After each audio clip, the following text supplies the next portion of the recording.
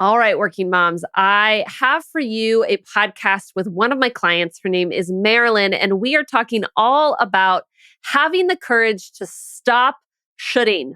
Yes, you heard me right. I'm saying shoulding. That's essentially when you have the thought, I should be doing something or I shouldn't be doing something. It's like, I should really be spending more time with my kids. I should really be doing that project. I should really get more done today. I really shouldn't be resting right now. I should really be cleaning the house. I should really get one more thing done on my to-do list. Everyone has shoulding thoughts. But for Marilyn, what she really discovered was how that was controlling her time, her energy. It was causing her to overwork. It was having her over prioritize work. It was having her not be present with her family. Shoulding was like at the heart of so much of the work that we did in coaching and learning how to not just identify when she was shoulding, but having tools to actually learn how to pivot out of it when she realized it. I just knew that I had to have her on the podcast and pick her brain and talk all about this topic of ending the shoulding. All right, working moms, you're not going to want to miss this one. Let's get to it. All right. Well, hello, working moms. I'm really excited to bring on a guest to the show today. I have Marilen Abbago here with me. Say hello, Marilyn. Hi, everyone. A very tentative hello. No, we're going to get really into this great topic today. Marilyn and I have been working together for almost a year in one-on-one coaching. She had actually worked with me prior in even like a group program. And then we took a long several-year break and then came back to doing some one-on-one coaching. So I've known her for quite some time and she's been on such an amazing journey. I wanted to bring her on this podcast though, because she had so many like light bulb experiences in coaching. But when I asked her which one she really wanted to talk about, and she thought was like the heart or like the thing that every woman needs to hear, she told me she wanted to talk about shoulding. And I was just laughing with Marilyn because I did an episode of kind of ending the shoulding, like in my I think it was like episode 6. It was so early on in the iteration of this podcast year, at this point over 3 years ago. And I haven't really talked about it since. And so it's like the perfect time to bring this back up and talk about what it takes to stop shoulding. So thank you for being here and having this conversation with me. Yeah, of course. I'm happy to be here. So good. Can you just tell us a little bit about you and what you do, kids, anything else we should know about you before we get started? Sure. Yeah, I am a working mom, obviously, since I'm working with you. I have one child who's 4 years old, and I have a pretty demanding job in the pharma industry, which I really, really like. And so, a lot of my balance issues have been about the fact that I love being a mom and I love working. And that kind of, threw me into a very imbalanced life. And yeah, and I think like a lot of probably the people you work with, Rebecca, are, pretty ambitious and, want to be able to do it all and want to be able to do it well. So, Yep. 100%. And it's that feeling of choice. I talk about that a lot. Like you can have one or the other, but you can't have both. And I know, I think about that story a lot for me. That was really why I got into coaching, is because I felt like I had to choose. And I didn't know that there was an option to say yes to both until I went down this rabbit hole of coaching and so forth. And then ended up, starting this coaching business, helping working moms through this moment where you don't have to choose. You can have the career that you want, and you can be the mom that you want and do both really well and not have to give them both up. Like I hate the fact that so many women live under this kind of oppressive thought, if you will. I know that sounds pretty heavy, but it feels kind of heavy to me that we feel like we have no other option, like the stuckness that we all feel. So I know we can all relate to that. So tell me about why this topic of shoulding and ultimately like ending all of the shoulding, why that really stands out to you over the coaching process. Well, first of all, I didn't identify that was my problem, right? Until after. No, you didn't come to coaching saying, Yeah. Rebecca, I have a shoulding problem. Yeah. No, you did not. Yeah, I think as we went through, the first several sessions and the various layers of like kind of roadblocks I was having, that was the through line. It was like setting, it was expectations I had in my mind about what I needed to do when, at what level of quality, and for whom. And that seemed to be pervasive in like just little things, big things. And I got to a point where it was like everything felt big. Everything was overwhelming. I mean, Like everything was a priority. There was nothing that wasn't a priority. right, right. And so if everything was a priority, the things that I wasn't working on at that very moment were like looming over my head, you Right. know? Right. Um, Yeah. Because you should be doing them. exactly. If you haven't caught on, listeners out there, around this idea of shoulding, we're talking about that very phrase that we use in our mind. Like, I really should do that. hmm I'm not doing the thing. I really should do that. I should go make sure that my client is X, Y, or Z. I should be Yeah. spending more time with my kids. I should be working on this project. I should be not working right now. I should be Right. off my I could be phone. I asleep should right be. now. I should be asleep right now. I should this constant literal phrase that goes through our minds, like we should be doing something. And I love that you connected it to the word expectation, because that really is, it in a lot of ways, it's unspoken expectations. And throughout our process, we had to actually talk about what those actual expectations are that were in your mind, and whether they were expectations you wanted to live by or let go of, and so forth. But that's really what the shoulds all are. It's some form of an expectation of a way of life, or a way of being, or success that we think that we need to be measuring ourselves up to, and we're not, obviously, which is why we're shoulding, and we then feel terrible Yep, about ourselves exactly. and so forth, right? And feel like we're failing. What did you kind of learn about your own shoulding, and what those expectations were, and where they came from? There was a lot that were just like I wasn't even aware I was like setting them for myself, right? Like I mean, I pride myself as somebody who like wants to deliver, at times over deliver, because my expectations of myself sometimes are higher than what other people expect of me. And even understanding like why do I set such high expectations, right? Like I'm shitting myself. um and like what was underneath that, and I know you and I have laughed about this, and I'm willing to share that like one of my greatest fears is like being homeless and like being a bag lady when I'm old, right? And Yeah. so many No, you times really it's do have a little inner voice that's very afraid of this idea that you're going to be homeless. yeah, yeah, and I think just understanding that like some of that is probably just things I've seen, like just all these inputs like throughout life that you don't think about their impact to you until you actually slow down, right? Like you slow down with an objective person that goes, is that real?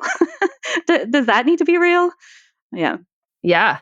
Were there, as you think back to some of our conversations around these expectations, and I know we're laughing about the bag lady, and that's a real thing. And lots of people Yeah. fear homelessness, they fear losing their job, they fear being not having any friends. Like these are actual fears that our fear brain has, that are useful to us. I mean, we don't want to be a bag lady and we Mhm. don't want to be friendless and so forth. And so we do need to be aware of them on some level, but they don't need to be running the show in your mind, right? They don't need to be Exactly. making all of the decisions for you.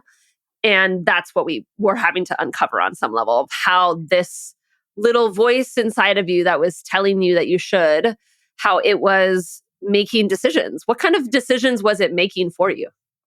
I mean, it was something as simple as I think we talked about how I felt anxiety if I wasn't prepared for all my, like 6 hours worth of meetings in a given day, right? So I would wake up early, like make sure I understood every single one of them, what was expected of me, make sure I had prepped, even like got to the point where I was like drafting my notes already just so I could Wow. get through the Wow, that day, is right? preparation.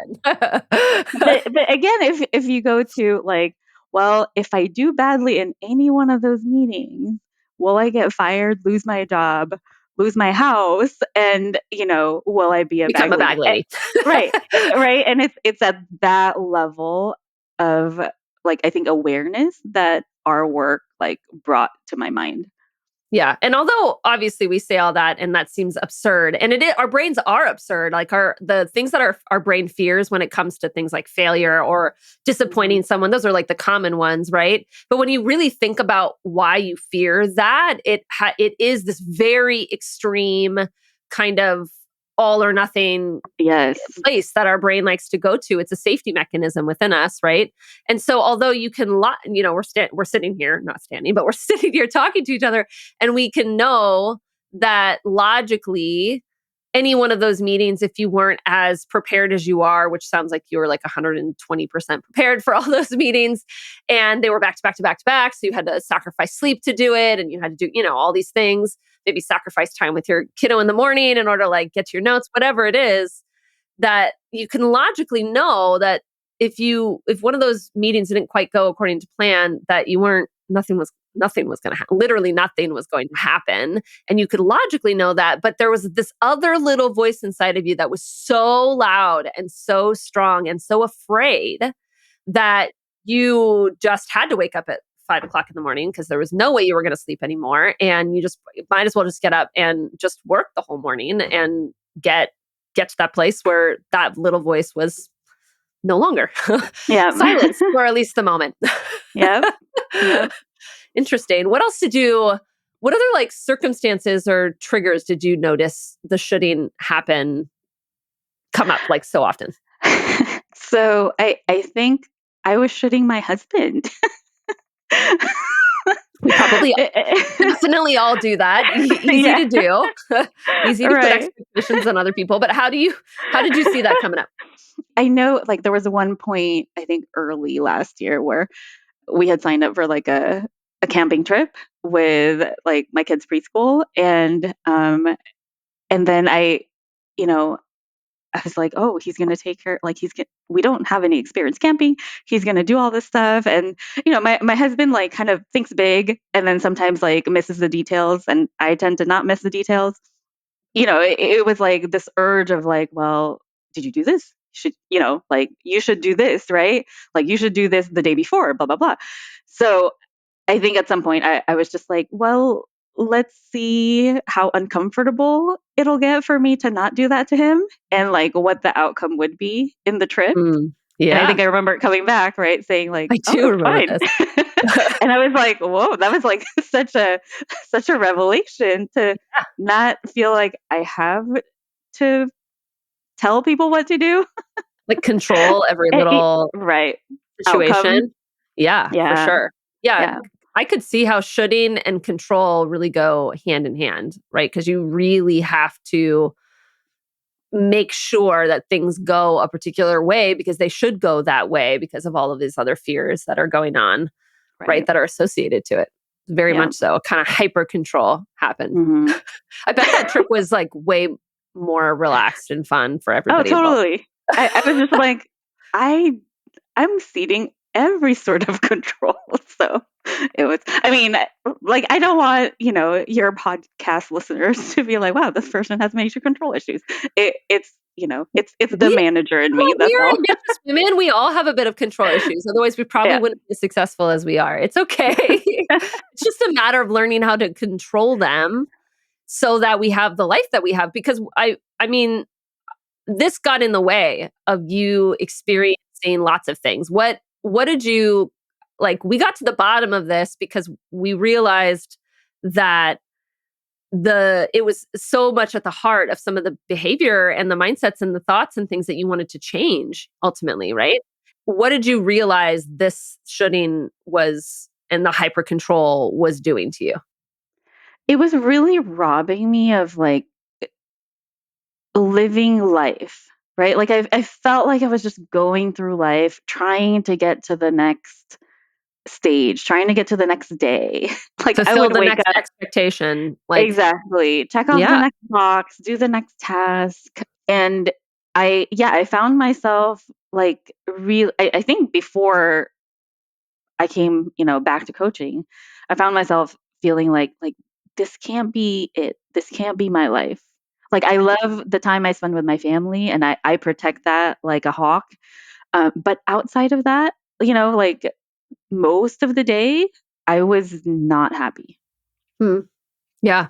And Yeah. I remember when you came initially, it was because you really wanted to talk about work and talk about like where you wanted to take your career and Right. like big picture things. And I remember that conversation because Mhm. like offhandedly, I'm like, but tell me about like how balanced you feel right Yeah. now and like what are your working behaviors are. And it wasn't anything you brought up, I don't recall. And then you started diving into it. I was like, hold on a second. We can't have this big picture conversation. You think that big changes have to happen in order for you to be happy. And that's actually not the case at all. We need you to realize that your current life, current job, current state, current Mhm. circumstance, like happiness and joy and presence and everything that you want in life is possible for you right now without changing absolutely anything but you. And then once we're there, let's talk about if there's any other changes that need to happen. Like, I I, remember that. Yeah. yeah. Yeah. What was yours? Do you remember what your response was like internally to that? I just remember I was like, okay, she makes sense. But I really just want to, figure out what my next step in my career is. But, because we had worked together, like I knew that like there's a process, right? Yeah, yeah, for sure, Yeah. for sure. Yeah. And I'm so glad we went through that. I mean, Oh, I, totally. I mean, Totally. where we have landed now and where you're taking things career wise, probably infinitely different than where we would have been before if we could have ever even gotten there without having had some of the Oh, yeah. conversations that we had. For sure. I Yeah. love that. It was really just like we needed to get me to a right mindset before I could even think big picture. Yeah. Yeah, for sure. When you're thinking, I'm just going to walk this is like I'm going to pretend like we're in coaching right now, but I think this is Okay. really helpful to like what I would say model this out, right? I talk Okay. about the Sure. model by Brooke Castillo, and it's our connections between our thoughts, feelings and actions. And so the idea of shoulding is a thought ultimately, right? I should be fill in the blank, or, Mhm. I shouldn't be either way. When you're shoulding, if you will, what's generally the feeling that comes with that for you? Like anxiety. So it's a level of energy, right? And it's like it's not just there's like kind of like excited energy, but then there's like anxious energy. This is a lot of anxious energy that's in my head. Yeah. Um, Yeah. yeah, yeah. I remember another emotion we talked a lot about that came with shoulding was responsibility. Oh Feeling yeah, highly the weight. responsible. Yeah. Yeah, the weight. Oh my gosh. It feels so weighty to feel like you should be spending more time doing X, Y, or Z, or shouldn't be doing something that you're doing, right? Just Mhm. this heaviness that came with that. So there's Yeah. a sense of anxiety, there's a sense of like uber responsibility that comes with that. And when you're feeling those things, what did we kind of uncover that you did? What were the I actions? was overdoing, right? Yeah, so it would be like um you know, if it instead of like delegating or maybe training somebody up to delegate things to, I was trying to make sure like there weren't escalations that were going to happen. And therefore, I would be like, not micromanaging, but like I would be a lot more involved. I'd attend meetings that I should really trust my team to be able to handle. But I'm there sitting and waiting to make sure that like everything's going right. You're hovering. You're not really doing, Yeah. but you're kind of hovering a little bit, making sure. Luckily, we're remote, so you know, I'm just a picture Although on. you might literally be over their cubicle. Yeah, yeah, Okay. So you yeah. found yourself kind of inserting yourself and not releasing to your team Right, in ways that you maybe would have been helpful to you. What else right. did you notice that you were doing when you were feeling anxious and that heaviness and responsibility? I was like going to the kitchen and having a snack, right? right. Well, like we talked about, like, oh, it's your like third tea of the hour. Yep, I call Yeah, that buffering. There's a whole episode I do talking about buffering behavior, and for sure that's mine too. Like I go get another drink if I don't have like 3 cups going on my on my desk. Then I don't know, but yeah, for sure, yeah, getting a cup of tea, like making your body feel better. yeah. Always feels better than the anxiety and the heaviness and so forth. Okay, so that's another one. What else? Making lists. I'm really Oh, good at more making lists. lists and then like overwhelming myself with them. Yeah. Yeah, I should really be more organized. Yep. I should really prioritize this list. Let me make another one. Yeah. Or like researching, maybe I don't know enough, so let me go research some Oh, I more. should know more information about this. Ooh, that Yeah. was a good one for you because that did send you down lots of rabbit holes of researching, and then you'd spend oodles of time researching, tons of time. Yeah, for sure. Yep. Okay. I know there was another big one that was this like lack of self-care. Like you couldn't Oh, choose yeah. anything for just you, whether it was a workout or whether it was time away with a girlfriend or whether it was just a movie on the couch, right? It was like you should always be doing something Yes. productive. And so there was never opportunity to just pick something that was restful to you.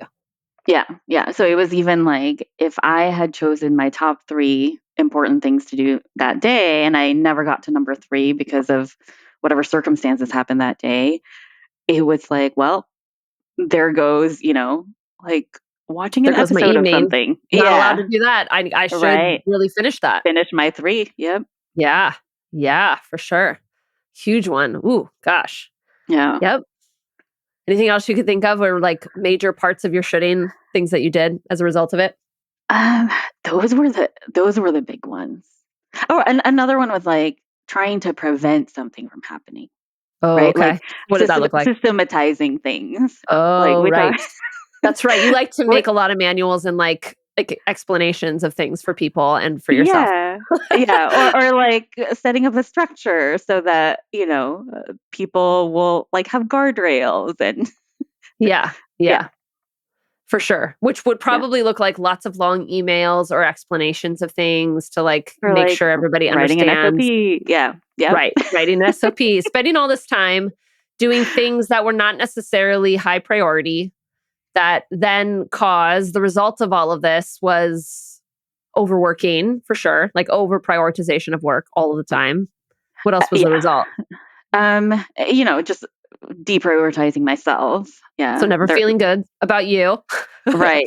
Always Right. feeling Yep. less than because you're never meeting expectation. Yep. Impacting sleep. Right. So I was already tired and then couldn't sleep. And it was just a whole cycle. So many Yeah. things. Yeah. So many things came back to these thoughts and these shouldn't Mhm. thoughts. So Yep. what did you learn about how to change your shooting thoughts? I think, well, first of all, that understanding the connection between the thought, the feeling, and the action, right? Like that creates awareness. And then, like, kind of going through, okay, when I feel this way, what are the things that I do? And like really thinking about every single variation that I respond to that feeling. And then the Well, hold on. daily work. Yeah. I'm going to start with awareness. I just had a conversation with one of my clients about this today, and I want to say she's like 6 or 7 sessions in, and she's like, "I don't feel like I'm implementing everything we're talking about, but I am so hyper aware of it." And she was saying it like, maybe I should a little bit be further ahead. And she had to backtrack. She's like, "But this feels like really important." I'm like, "This is so important. If your brain becomes hyper aware of when you're in a mindset or a behavior or you're doing the thing that you don't want to be doing, like if you never are aware of that, then you can never change it. You can never do anything about it." So we spend a lot of time building awareness to what's going on in these behaviors and these mindsets so that you can identify it like instantaneously, ideally. Like you can know exactly when it starts, so then you have those tools to pivot yourself out of it. So awareness is huge, and we do spend a lot of probably very uncomfortable time talking about that and building awareness. So huge. That is a tool in and of itself.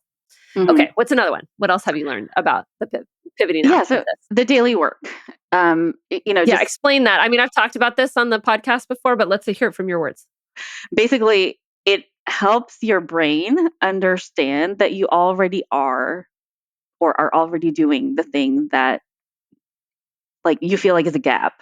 So I'm trying to think, like one thing is competence, right? Like that was something that like the over preparation is a symptom of.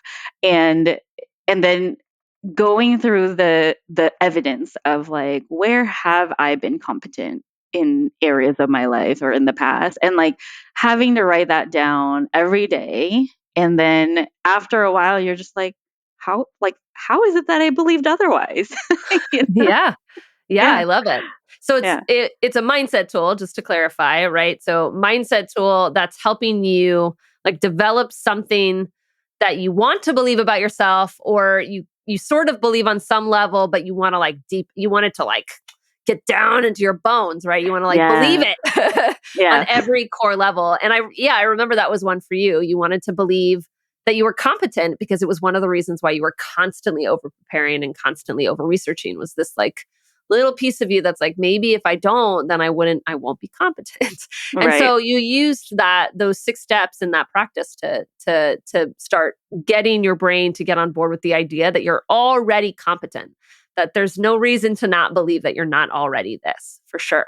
So powerful. I do remember you would come to sessions to be like, yeah, I just don't think that anymore about myself. Like I don't know. I have a different level of confidence. I hear that from clients all the time when they really have been diligent about doing that daily work practice. They're like, yeah, I feel totally different about the way I'm thinking about myself. It really does change those, like the self-belief and the confidence and the things that you're saying about yourself. So good. So that was a tool that you used to help end some of the shoulding and get into different mindsets around that. What else did you kind of learn about the process of ending some of those shoulding mindsets? actually mapping, right, like the things that I was willing to do and the things that I was not willing to do. Mm, emphasis on the So not. right. Right, and, like, actually, like, writing them down because I like, you made me put it, like, above my computer screen, and so every once in a while, when I'm like, "Wait, what am I doing?" And then I'll look at that, and then I was like, "Wait, does that is that in this column or that column?" Yeah. Um, Yeah. yeah, and then it helps me stop. I love that exercise. And I loved it for you because I remember so specifically how your brain, even if you picked 3 things to do that day, your brain kept going, well, if I can get to the other 10, then that would really be Yeah, what I want to do, right? It's like yeah. it's kind of like a hidden agenda. And so Mhm. I would make you declare, well, I'm doing this and I'm not doing this, even though it Yeah. should be obvious. If you've Yeah, selected these things, then you're clearly not selecting these things. But to your brain, it wasn't. And so I was like, no, you got to actually write that down. You got to actually tell your brain what you're not going to do today. yep, yeah. That was I so love that. helpful for me, yeah. Yeah, I love it. So good. So good. Great tool. What else? I mean, this is part of the coaching process, but, like, the weekly accountability or, the prep form, just being able to reflect and then consistently going back to, okay, what is my purpose in coaching? Like, where do I want to end up? And then am I getting there? Because sometimes, you talked about how, like, there are phases that are uncomfortable, right? Or that client who's like, oh, hyper aware, but I feel like I'm not where I am. It's just to know that you're heading in the right direction, whether or not like the pace that you're going is what it is, but there's progress being made even if you are not consciously thinking about it. Yeah. Yeah. Coaching just has that built-in level of accountability towards that, right? Because if the only thing you ever do is spend 1 hour every week talking about this and you never did your homework and you never thought about it otherwise and you never did anything else, it's 1 hour a week more than you were ever putting into thinking about your goals and thinking about making change in moving towards the life that you want, right? Just even that alone. But most of us can't not think about some of those things. Once it's been brought into our awareness through conversation, all of a sudden you start to clue into it. And we only had to have the one conversation about shoulding, and all of a sudden your brain noticed it everywhere. It was like, I do this all over the place. And then a couple sessions later, I'm doing this with my husband. A couple of sessions later, oh my gosh, I can't even go work out. Like it's all coming from the same place. right? Like all of a sudden your brain started to see just through awareness of all of these different areas because we were just having regular conversations about it. Now that I mean, everybody has shooting thoughts, right? I have shooting thoughts. You have shooting thoughts. Just because we're aware of it and we have all these tools and we work on it doesn't mean that it doesn't show up. It just means that you're better equipped to notice and manage and kind of pivot out of those thoughts when they happen. And I'm curious what you notice now that you have all of those tools and you have that awareness and so forth. What's different now as a result of that, like from the specifically around the shooting thoughts? I feel like I go through life with like a friendly relationship with it. Like my day to day is lighter because, yeah, like it comes up. And I think that's one of the things you prepared me for. It's like, you're never going to not do this. Uh, We can be nice, and, but it just isn't the way it works. right. And I think just knowing that, like, oh, yeah, that's going to come up. We also talked about like there are certain times or situations where it's more likely to come up and like preparing for that. What were some of those for you? Just curious. Oh, man, yeah, I I mean, don't there was a know. big one that just happened recently. You Oh, moved, the move. and the all the things that you should be doing for the move or being prepping for or and you were renovating and you had like Yeah. constant decisions to make around everything going on and Oh, what you should right. be doing. I mean, it's like when there's lots of decisions that have to be made, there's a lot of shoulding going on, right? There's a Yeah. lot of thinking that you should be doing something and you should be making decisions and you should be researching and you should be moving this progress forward when you're not. Yeah. Right? So, no, that was a huge one for sure. That was a triggering moment. So change triggers that. What else triggers it? That's true. I guess just, yeah, like higher volume of work, or maybe like I'm not feeling well, right? Like I'm sick or my kid is sick, and it's like I can't expect the same level of productivity or whatever as I do on a normal day, or even when like projects are escalated. It's like, yeah, like, just building in times in my calendar where there are unexpected. It's like to expect the unexpected, because otherwise I was like, oh man, that took an hour away from me. Now I should give up my evening and catch up because all of these things I had to do. Yep. Yeah, definitely. I remember we talked quite a bit about building a little bit more buffer time for the unexpected because you just have a job where unexpected comes up quite a bit and there was no buffer time. And so then that was, yeah, causing a lot of shitting and then causing the overworking and, a big piece of that for sure. Like like when you have a conversation with your boss coming up, that's a big trigger for people. A lot of shitting happens in that, right? And a lot of triggering thoughts happen in that. Or if you're going to give a presentation or meet a client or something like that can have that, or if you're going to have a conflict conversation with someone that is going to be really intense in some way. I mean, so many little moments throughout the day where shoulds can happen, right? My kid has a meltdown before school and says that he doesn't want me to work and he doesn't want to go to school and he doesn't want to go to his after school, and I 100% feel like I should be doing something different. Like Yeah. I don't want my kid doing that, right? So it's shoulds happen all the time and these triggering moments happen all the time and we just have to normalize them. Well, in addition to normalizing them, I think the other end of it, right? When you come through the other end of whatever that event is the compassion that you have to have for yourself around, like, well, like, not a perfect day, but hey, I'm still standing. I'm not dead. The worst thing I thought was going to happen didn't happen. Yeah. Yeah. Super important. Super important. We talk about not being in judgment of your shoulds a lot because judgment then adds a whole level of shame, and guilt, and blame that all feels very heavy. And now you have a host of other emotions to deal with and thoughts to deal with because of that. It's just like, no, my brain's going to go here. It's okay. I can love myself through this and have a completely different relationship other than like a whip through my life, right? I can have compassion through my life and still be just as productive. Yeah. And also I think, like, in the earlier work we did was like defining my values and what was important to me, and going back to that, just having that as a compass has been helpful, because it's like, oh, well, that's more important to me than my fear driving me.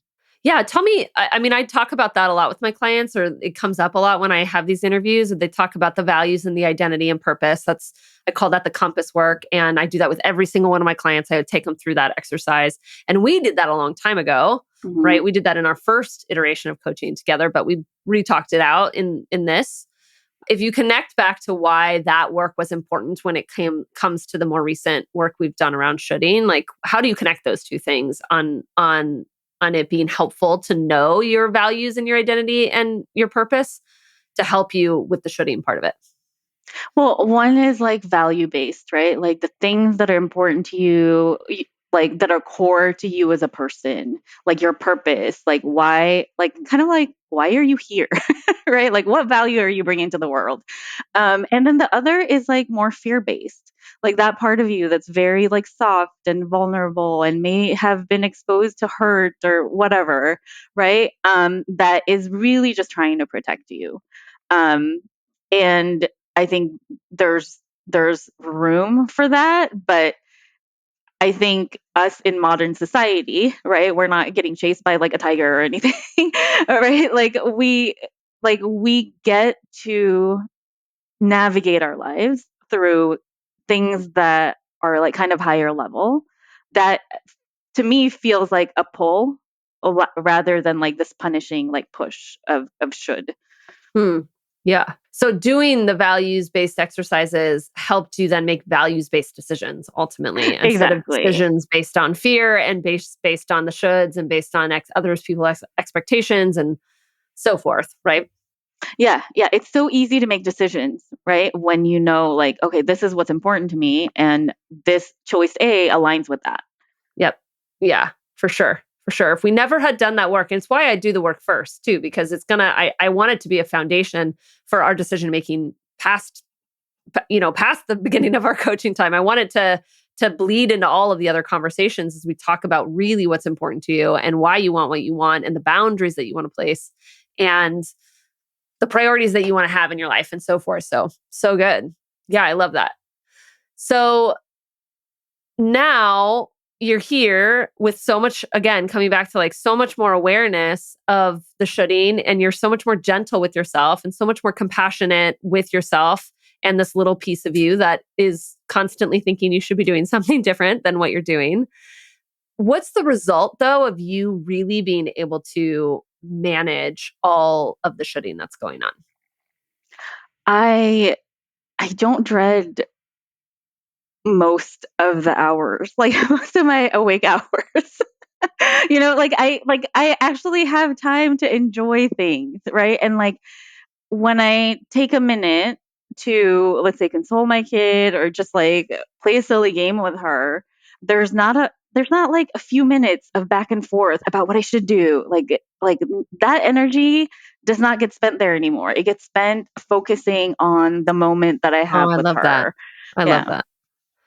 Yeah, so you're actually choosing to play a silly game instead of think about, or I mean, for sure to not like log back on in that moment, but your brain doesn't even think about those things as much anymore. It's just so focused on being present and enjoying the silly game and so forth. I love that. Yeah. Yeah. I love And that. then, the over delivering it's the one thing that actually I've noticed with somebody doing it. And I was like, "Oh, that that seems so familiar." And I yeah, and it's very easy for me now as things come through my desk that I'm like, "All right, not going to do that," or, like going to do that at an Mm, acceptable level. yeah. Yeah. Yeah. Here's what's really important. Here's my how much energy I'm going to put into this and where it falls in the priority. You don't have to spend a whole lot of time doing that. Things feel so much more natural to you in Yeah. what you prioritize and what you don't. I love that. So decision making has come so much easier because you don't have this voice of expectation in your head all the time. Exactly. And when I make those decisions, I accept the outcome, right? Like Ooh, that's I so think good. before it was like I would make a decision after hemming and hawing, so already a lot of energy spent, and then like Indecision, somehow I total yeah, indecision. yeah, and I also like expected like a certain outcome, and sometimes that doesn't happen, and if it doesn't happen in the way I envisioned it, there's a lot of shoulda, coulda, woulda, Yeah, yeah. again, energy spent. Yep. Ruminating, second guessing, wondering. So you've like, of course, I assume that there's an element of that that happens, right, in our brain on some level, but it's infinitely less. And there's so much more energy you have gained back because you don't spend so much time second guessing every little decision that was made. And then when something doesn't quite turn out the way that you want, or your daughter's behavior isn't quite the way that you want, or your husband doesn't respond in quite the way that you want, you don't spend a bunch of energy thinking about how you have failed and what you could be doing differently and how Exactly. let's blow Yeah. everything up. We got to start all over again. This isn't Yeah. working for me. At least that's what I do. I like to pretend like my systems are all off and I got to recreate systems Oh, again. I do that too. Yeah. Rewrite my list all over again. Recreate this SOP. Nobody, Yeah. it's not working for anybody. Yeah. So I'm hearing all this energy gain that has come back. Oh, Just totally. Yeah. time, energy, positivity, joy, like so much has come back through letting go of the shoulds and the expectations and just having the tools to move yourself out of those expectations when you notice them. Yeah. Exactly. And I think just coming out of it, right? Like understanding my relationship with it. eh, I I think I used to feel like almost oppressed by it, like it was like So you were running like my in an life abusive relationship with your shoulding self. with my Yeah, shooting. for Yeah. sure. Yeah. Yeah. Yeah. She was not Yeah. very nice to you. No. And you just kept returning though. You kept returning to her, right? That's why it was abusive. Yeah. I don't mean that to be offensive to No. anyone. I apologize if it is. But yeah, for sure. And now Yeah. you would describe that relationship as what? How is It's it now? friendly, Yeah, it's like friendly. nobody I'm ever gonna get rid of, but we're on It's like friendly an terms. old friend that you've come to terms with your Yeah. relationship and Like we know how to work with each other. yep, yep. Yeah. I love that. An old colleague, maybe you've worked together for Yeah. 10 years. Had your Yeah. differences at some point, but now Yeah. The you have a most difficult good colleague ever. yeah. Possibly, possibly. Yeah. Yeah, I love that. W Oh. Why was this valuable and worth the investment that you made, financial investment, time investment, energy investment in coaching? So, I mean, I've gone through therapy and it's so different, right? Like, therapy helps you understand, like, why you do things the way you do. And I was like a very aware person coming into coaching. But I think where I needed help is like my systems and the way I was approaching things to move myself forward weren't working. And I had tried many different ways. And so like, and I've been trying since like the end end of the pandemic. um, and I really got to the point where it's like, okay, I'm just burning time now. Like I'm burning time. Like I'm not getting, like these years back of trying it by myself. And yeah, it was just time to like move forward. I think I hit the limit of my own capacity and I needed help. Yep. And so I love that. It's one of the big reasons why you came to coaching, right? It's like, and so many do, is they keep trying it on their own. It's not working. And so it's either you're going to keep doing that and hitting a wall, or you got to do something different and you got to bring in an outside brain to help you figure this out. Just on the shooting alone, though, I'm curious, like why you saw that as now in retrospect, as we've done this work, and why you have seen that as being valuable and worth the investment of your resources. Because I got my life back, Rebecca. I don't know how else to explain it. I was tired waking up in the morning Mm, already. yeah. And, Oh gosh, I know that um, feeling. It's like you being in know, a newborn stage without a newborn all the yeah, time. Yeah. yeah, yeah. And I couldn't imagine living my life the way I was living it without any major change. And so it was like I had to do something. And I think again, knowing your work and us having worked together before, it really helped to know, okay, like this is going to be an investment, but it's an investment in me, right? Like you teach me the tools. Like coaching has given me so many tools, and it's not like, okay, you help me solve a problem and then I have to come back to you and resolve another iteration of the problem. It's like you help me understand it and work with it, and like I take that into many different aspects of my life. Yeah. So I hear the actual emotional shift that has happened, the control over your happiness, the feeling of waking up, actually looking forward to your day and having energy for your day, and the very tangible experience of what that is like today. But then the tools that you then learned and have and we worked through together and I helped you implement and create that toolkit for yourself, you have those for life. You have those Hmm. forever because the tools don't change, right? The Yep. tools are always the same. Yeah. And I think, the big picture thing, why I came to you was like, well, what am I going to do with my career? I think we came away with like my, like a compass for whatever next stages of my career is going to be. And then just even the bigger picture, like longer term, like the big dream I've had for myself, unblocking whatever that was that wouldn't allow me to think about that.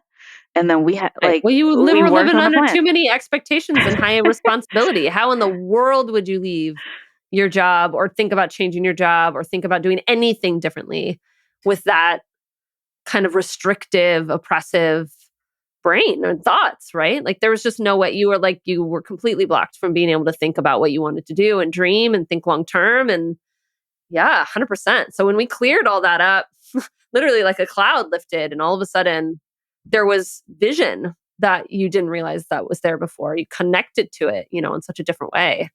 Right. Right. Yeah. So, yeah. The vision that came from all of this was huge, highly valuable. And it wasn't even that I had to walk you through a really specific, input A and B Hmm. and output C came, which was like, here's your new job and here's exactly Right. what you should do. It was like, no, I'm helping you learn how to tap in and believe in yourself and your own vision and like clarify, you come up with those words and that language so that you take ownership over that. And then you always know how to recreate that for yourself in the future if you ever feel like you need to, right? Exactly. Yep. So good. Yeah. I love that. I talk a lot about ownership on this podcast and with my clients. Like I want full ownership for everyone. Ownership over the life that you want to create, over your happiness. I want you to feel like you own that. I want you to feel like you own Hmm. your ability to balance your life in whatever way, no matter what your circumstances are, no matter how busy you are, no matter what the season is, no matter if you have a workaholic boss or husband or partner that help, all these circumstances that we tend to feel like don't allow us to live the life that we want to live. I just want to shatter those walls for Yeah. women because I believe so much that we as women have the tools and have the ability to own and create the life for ourselves with just ourselves. We don't need anybody to Yeah. do anything else. I love that. And you're just such a beautiful, beautiful example of what it looks like to take back that ownership and that control. It's amazing. So good. It's so like your energy right now is like infinitely different Oh, than where it totally. was when we started working together. So much more control, so light, so fun, lots of smiles. Like they're clearly you feel like you are in a joyful place and you're experiencing that in such a wonderful way. So good. I remember one of the prep forms. There was one day, like towards the end of our coaching, where I was like, this is what it feels like to feel like I'm in control of my life.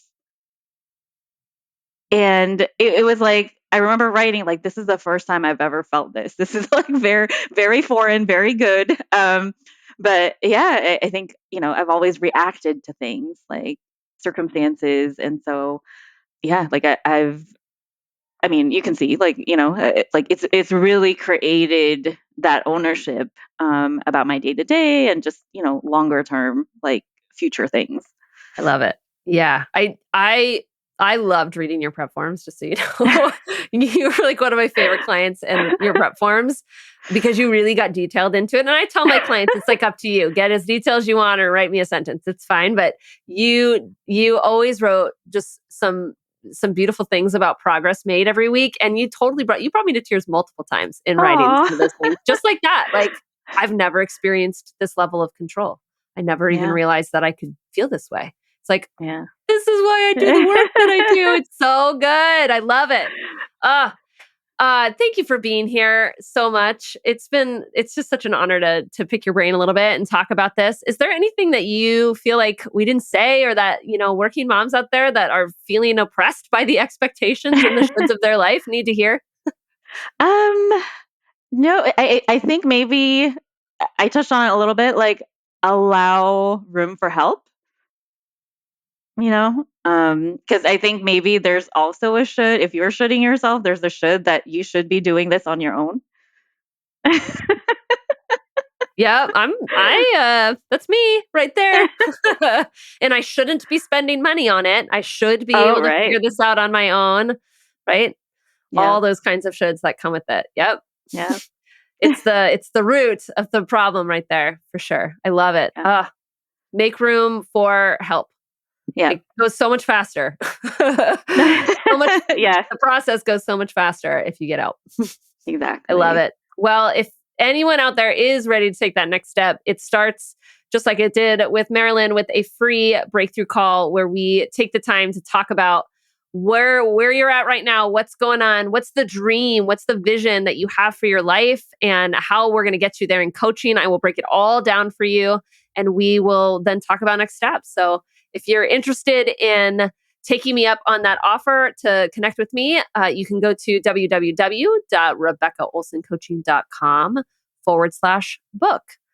Thank you again, Marilyn. And I My know that you're around pleasure. and we're going Yeah, to see each other soon. I have no doubt. But thanks for being here. of course. All right, working moms, let's get to it.